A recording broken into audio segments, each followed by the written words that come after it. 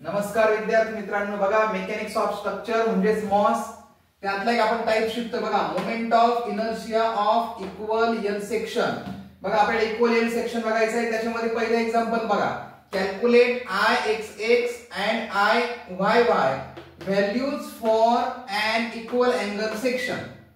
बघा 50 millimetre by 50 millimetre by 6 millimetre. आणि तुम्हाला इथे सेंट्रॉइड दिलाय बघा, एक्स ऍक्सिस आणि वाय ऍक्सिस चा सेंट्रॉइड जो आहे तो सेम आहे आपल्याकडे 14.7 मिलीमीटर. बघा आता इक्वल सेक्शन असल्यामुळे बघा इक्वल एल सेक्शन आहे आपल्याकडे अशा पद्धतीने.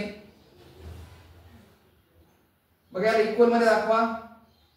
हा आहे इथं 50 मिलीमीटर आणि हा इथं आपल्याकडे आहे 50 मिलीमीटर. मग इथली तुम्हाला ही जी डेप्थ त्याची आहे 6 मिलीमीटर आणि इथली जी ही वेव ही आहे 6 मिलीमीटर. बघा अशा पद्धतीने हा इक्वल अँगल आहे. याच्यामध्ये बघा वाय बार, आता वाय बार आपल्याला बघा इथे देऊन टाकलेलं आहे त्यांनी गिवन मध्ये, म्हणजे 14.7 मिलीमीटर.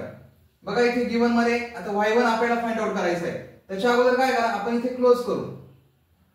बघा म्हणजे 50 मायनस हे खालची जे 6 आहे म्हणजे 50 मायनस 6 गेल्यानंतर म्हणजे इथे किती उरतो आपल्याकडे 44. बघा ही जी उभी जी वेव आलेली आपल्याकडे आहे 44 मिलीमीटर. आता लक्षात घ्या y1 आपण फाइंड आउट करू. बघा हा 6 त्यानंतर प्लस याचा सेंट्रॉइड काढायचा आपल्याला म्हणजेच 44 डिवाइड बाय 2 म्हणजेच y1 is equal to 6 plus हा झाला इथे 22 म्हणजे y1 बघा 28 मिलीमीटर. बघा त्यानंतर आपण इथे पुटअप करू y2. बघा y2 आपल्याला फाइंड आउट करायचा आहे. y2 मध्ये लक्षात घ्या 6 आहे, 6 चा सेंट्रॉइड 6 डिवाइड बाय 2 म्हणजे y2 आपल्याकडे येतो 3 मिलीमीटर.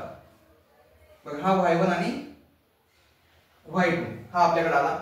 त्यानंतर लक्षात घ्या आपल्याला h1 लागणार आहे. आता h1 मध्ये बघा y1, आता y1 ची व्हॅल्यू जी आहे ती आहे 28 आणि y बार आपल्याकडे जो आहे तो 14.7 म्हणजे आपण इथे करू 28 मायनस 14.7 म्हणजे h1 बघा 28 मायनस 14.7 28 मायनस 14.7 म्हणजे h1 आहे आपल्याकडे 13.3 मिलीमीटर. बघा त्यानंतर h2 फाइंड आउट करा. h2 मध्ये बघायला गेलं तर इथे लक्षात घ्या y बार 14.7 आणि y2 आपल्याकडे आहे 3 म्हणजे 14.7 मायनस 3 म्हणजेच y बार मायनस y2 म्हणजे बघा इथे 14.7 मायनस 3 14.7 मायनस 3 म्हणजे 11.7 मिलीमीटर. त्यानंतर लक्षात घ्या एरिया. एरिया आपल्याला काढायचा बघा इथे रेक्टेंगल आपल्याला दिसतोय म्हणजे 40 मिलीमीटर इंटू 6 म्हणजे बघा 44 इंटू 6 याचा येतो आपल्याकडे 264. बघा 264 मिलीमीटर स्क्वेअर. त्यानंतर A2 म्हणजे दुसरा एरिया बघा, ही जी आपल्याला फ्लिंग दिसते खाली आहे 50 मिलीमीटर बाय 6 म्हणजे 50 इंटू 6 बघा 50 इंटू 6 म्हणजे हा आपल्याकडे येतो 300 मिलीमीटर स्क्वेअर.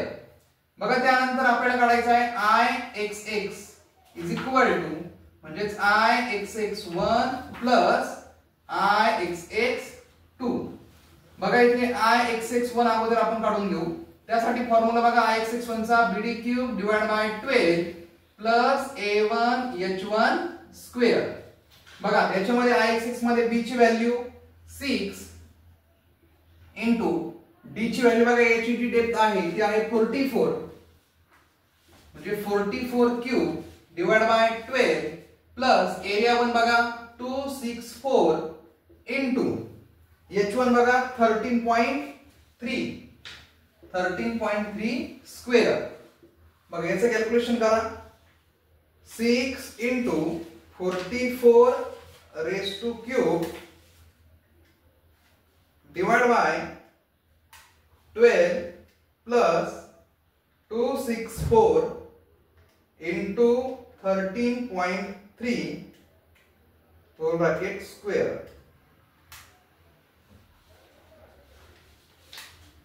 बघा याचा आन्सर आहे 89.29 into 10⁻³ millimeter raised to 4. त्यानंतर इथे बघा Ixx2 म्हणजे इथं BD³ divided by 12 plus A2H2 square. बघा इथे B ची value 50 into D 6³ divided by 12 plus A2 बघा एरिया 2 300 into H2 बघा 11.7 स्क्वेअर.